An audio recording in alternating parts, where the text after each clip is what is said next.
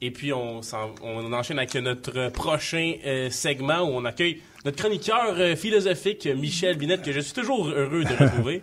Bonjour. Bonjour, merci. Moi aussi, bien content d'être là aussi. Yes, exactement. Puis donc aujourd'hui, le thème sera les philosophes stoïciens. Voilà. Ouais. Qu'en est-il? D'où vient la philosophie stoïcienne, Michel? Pour faire une histoire courte, c'est l'école des stoïciens ou les stoïques, qui va rester d'où va rester le mot être stoïque, par exemple. Oui. Ça a démarré en Grèce environ 300 quelques avant Jésus-Christ, avec un philosophe qui s'appelait Xénon de Citium. Bon, histoire courte, il a débuté cela où il allait dans la ville. Il y avait un portique, un genre de portique qui s'appelait la Stoa. Stoa, ça veut dire portique. Okay. Donc, là, c'est d'où vient stoïcien. Ensuite, ça s'est développé tranquillement et ça a atteint un certain apogée plus dans la Rome autour de moins 50 à plus ou moins 100 après Jésus-Christ.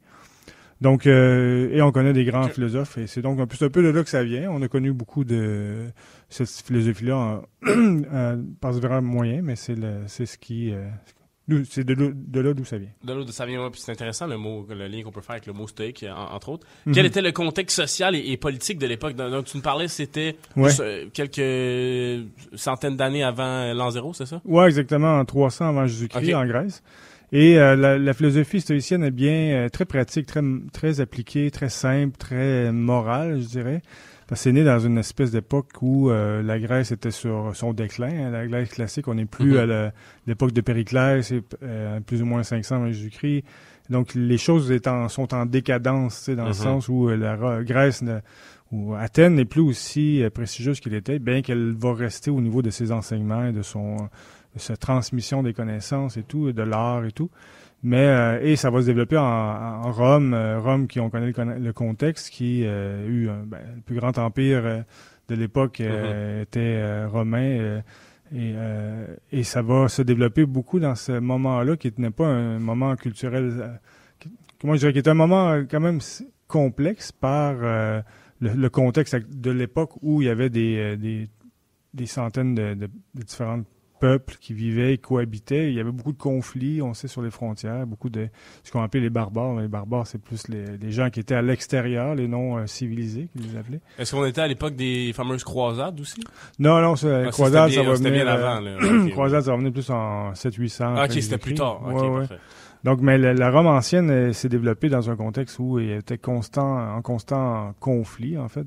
Non pas parce qu'ils cherchaient le conflit, quoi, mais par résistance, dans le sens où il y a des peuples qui vivaient à l'époque, entre autres les Germains, d'autres, eux vivaient pour, en gros, détruire, en fait. Dans le conquérir des lieux, massacrer tout le monde, tout ce qu'on peut imaginer qu'on voyait. Puis, et en fait, les stoïciens se sont développés beaucoup à cette époque-là, en fait. Et quels sont les philosophes stoïciens, les plus connus? Ce qu'on reconnaît beaucoup, il y en a quand même quelques-uns, mais ceux je dirais les trois là, que je veux souligner ici, c'est il y a Cicéron. Bien sûr. Cicéron, qui est un politicien romain. Qui était un grand orateur. Oui, exactement. Et il y a eu Épictète qui était au contraire, qui était au départ esclave. Il y avait des esclaves à l'époque qui n'est pas nécessairement comme on peut l'imaginer, bien que ça n'avait pas une condition facile non plus, mais ils étaient aussi logés, éduqués et nourris.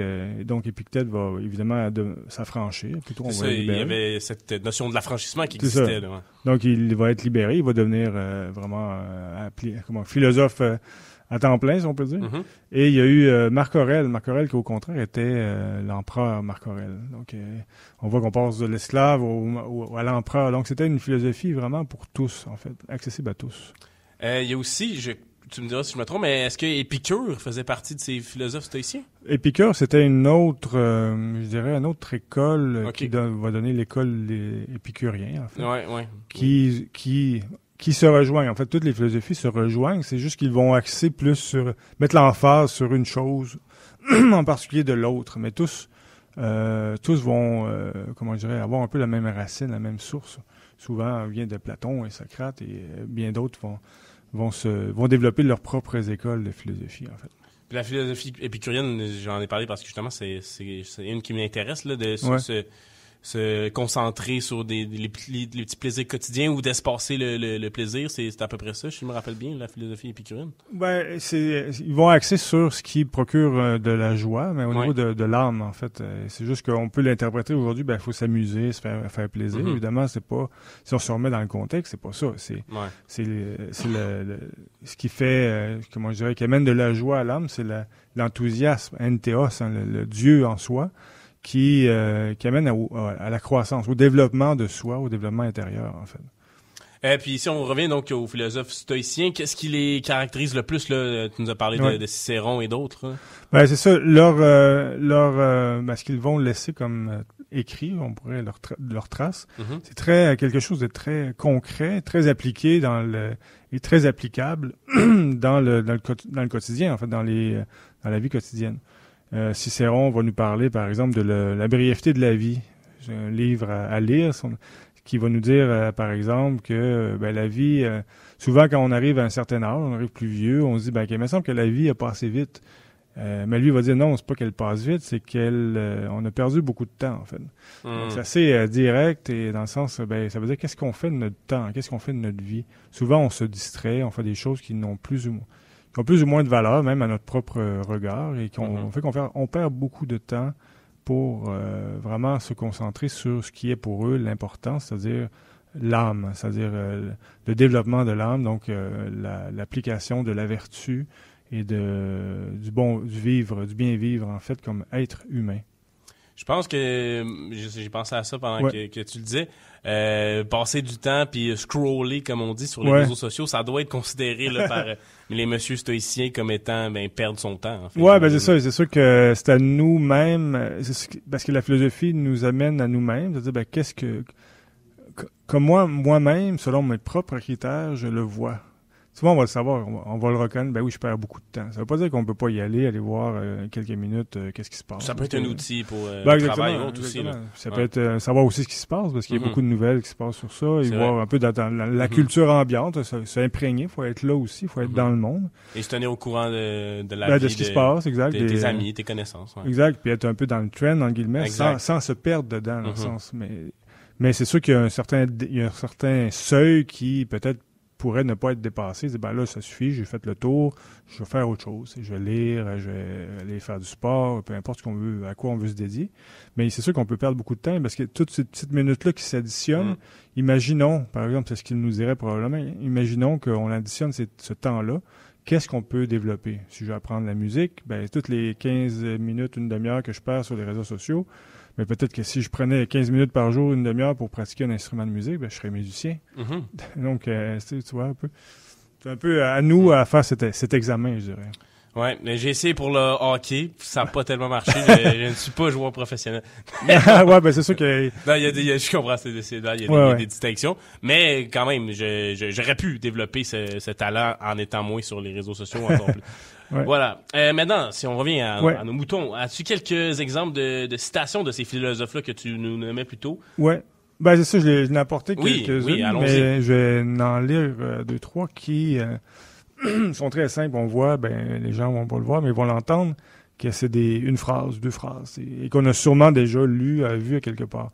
Je vais prendre une première qui est d'Épictète. Épictète, celui que j'ai parlé plus tôt, qui était en 55 à 135 après Jésus-Christ environ. Donc, il va nous dire, ce qui trouble les êtres humains, ce ne sont pas les choses, ce sont les jugements qu'ils portent sur les choses. Vous pouvez méditer un petit peu. Mais ce qu'il nous dit, en fait, c'est pas les événements extérieurs qui nous dérangent tant que ça, c'est plutôt, on a une opinion sur la chose. Si je perds mon emploi, ça peut être, non, c'est terrible, c'est la fin du monde, si j'ai perdu mon emploi. Mais en fait, ça peut être aussi vu comme c'est une opportunité de faire autre chose, par exemple. Donc, c'est le réel pouvoir qu'on a sur soi, c'est notre jugement, en fait. Le jugement fait partie de nos opinions. Donc, on a une raison, on peut raisonner. Est-ce que c'est si terrible que ça de perdre son emploi, par exemple? Ou de pas avoir eu la bourse, de pas être devenu joueur professionnel, comme tantôt. Est-ce que ça peut être la fin de ma vie si je le vois comme ça? Je sais que ça a l'air dur à concevoir des fois, parce qu'on peut dire « Ah, ben, t'as pas vécu telle chose ». Mais réfléchissons-y, quoi, quelque chose. Puis aussi, ça dépend également du contexte et circonstances de toute personne aujourd'hui. Là. Quelqu'un qui ne peut plus subvenir aux besoins de sa famille en perdant son emploi, c'est différent de quelqu'un qui a une liberté financière. Là, oui, ça veut pas dire ils vont pas dire que ça peut ne pas nous affecter, mais ça va dire, ben OK, soit on... comment je dirais, c'est un peu optimiste dans le sens où, OK, c'est une situation qui est dramatique, c'est une crise qu'on peut vivre, dans le cas que tu cites. Ouais. Ben, ça veut dire, par contre, ben, qu'est-ce que je fais avec ça? T'sais? Donc, est-ce que je me laisse aller ou je me...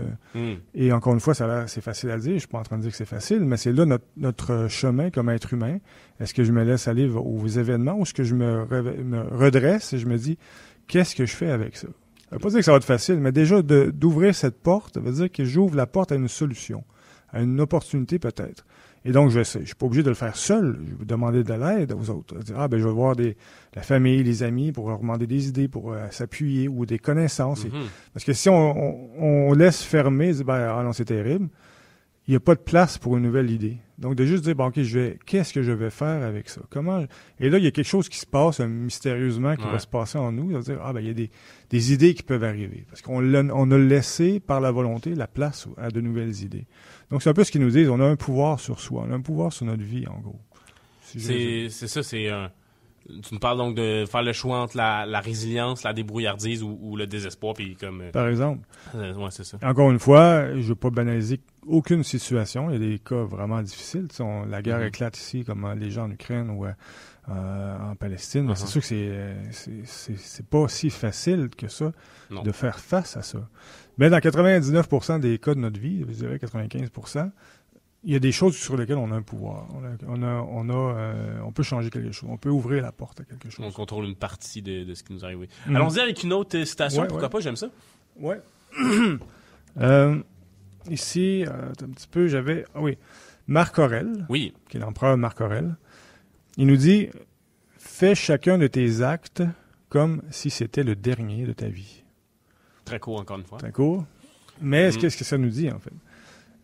Marc Aurèle revient souvent sur ça, dans le sens comment je vais laisser ma vie, comment je vais quitter cette vie. Est-ce que je vais la laisser un peu meilleure quand je suis arrivé? C'est-à-dire, est-ce que je me suis amélioré? Est-ce que j'ai qualifié ma vie ou mes intentions? Donc, s'il nous dit ici, fais chacun de tes actes, dans nos actions, comme si c'était le dernier. C'est-à-dire, il nous dit, imaginons, parce que ça peut être interprété à l'envers, de dire, je peux mourir demain, donc à quoi ça sert de me préoccuper? Je vais m'amuser, je vais faire du fun. Non, c'est plutôt, OK, si je meurs demain ou maintenant, comment je veux agir? Donc, comment je vais agir dans l'action, ça veut dire, normalement, le fait qu'on va désincarner un jour devrait qualifier la vie. C'est-à-dire, on n'est pas là pour tout le temps, justement, par rapport à la perte de temps qu'on fait. Mais si je vais mourir, mon temps est compté. C'est la seule richesse que j'ai réellement, c'est le temps que j'ai. Donc, ce qu'il nous dit, si c'était le dernier acte de ma vie, comment je le ferais, mon acte? Comment je vais saluer mes amis, ma famille? Comment je vais est-ce que je vais les traiter mal traiter, dans le sens où est-ce que je vais juste un peu dire bonjour, mais sans vraiment le regarder? Ou plutôt, je vais prendre le temps. Écoute, comment ça va? Puis, évidemment, si j'ai le temps. Mais le point, c'est que est-ce qu'on va prendre le temps? Ça veut dire que c'est une question de priorité. Et comment je vais agir? C'est est-ce que je vais qualifier ma vie? Est-ce que je vais qualifier mes actions pour que j'en sois moi-même fier à mes propres yeux? Je suis content d'avoir agi comme ça. Et on va voir que ça dégage encore en nous une espèce d'énergie qu'on sent bien avec nous-mêmes, en fait. Parce qu'on on sent qu'on a bien agi. Ouais. Et comme ça, on va d'étape en étape. C'est comme des marches. Tranquillement, on qualifie nos actions et tranquillement, on s'allège, en fait, d'un poids, on dirait, et on se sent plus soi, je dirais, plus libre. C'est ça, à la fin de ta vie, tes valeurs, tes principes forts qui ressortent, et donc c'est ça, c'est que tu veux... Le but, c'est de le faire en tout temps, en fait, comme tu le disais. On n'aura pas le temps d'une situation, malheureusement, mais il y a des événements à venir en lien avec les stoïciens. Tu voulais nous parler de quelque chose? Oui. En fait, il y a quelques événements qu'on organise avec, entre autres, la Nuit de la philosophie. Il y a un organisme qui s'appelle Philosophie pour tous. Et on peut aller voir sur nuitdelaphilosophie.ca/programme ou nuitdelaphilosophie.ca tout d'un bout. Et il y a le 2 décembre, qui a une activité sur les stoïciens, la tranquillité de l'âme, qui est animée par Liliana Omrich, qui est une amie, qui est à Laval, qui va donner ça à Laval. Il y a le 3 décembre, moi, je vais animer avec Françoise Soria, qui est aussi une amie, ça sera à Verdun. Vous pouvez aller voir sur le site là, pour l'adresse. Et il y aura un autre événement qui sera le 5 décembre en soirée. Ce sont des cafés philo où les gens peuvent échanger. Il y a le thème. C'est ça, je fais partie de l'organisation. C'est pas moi qui vais les animer nécessairement, mais je vais être dans le background, si on veut. Super. Eh bien, Michel Binette, chroniqueur philosophique qui nous fait tout le temps réfléchir. Merci beaucoup d'avoir été là. Puis on se revoit dans 2 semaines. Ouais, merci beaucoup. Merci, au plaisir. Bonne journée.